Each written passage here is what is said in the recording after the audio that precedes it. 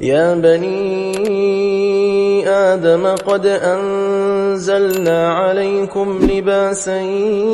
يواري سوآتكم وريشا ولباس التقوى ذلك خير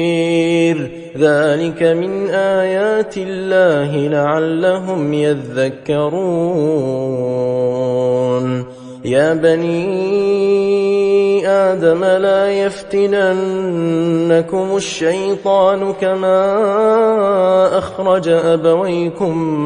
من الجنة ينزع عنهما لباسهما ليريهما سوآتهما إنه يراكم هو وقبيله من حيث لا ترونهم إنا جعلنا الشياطين أولياء للذين لا يؤمنون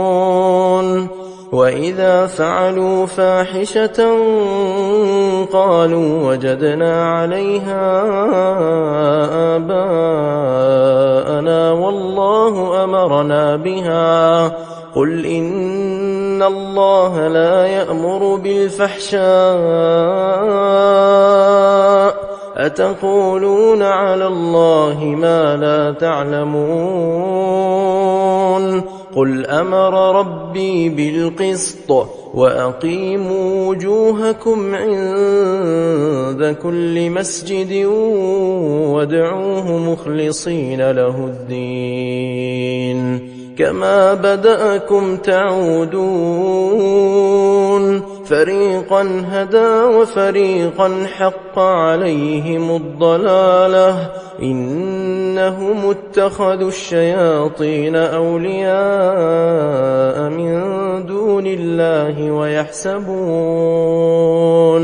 ويحسبون أنهم مهتدون يا بني آدم خذوا زينتكم عند كل مسجد وكلوا واشربوا ولا تسرفوا إنه لا يحب المسرفين قل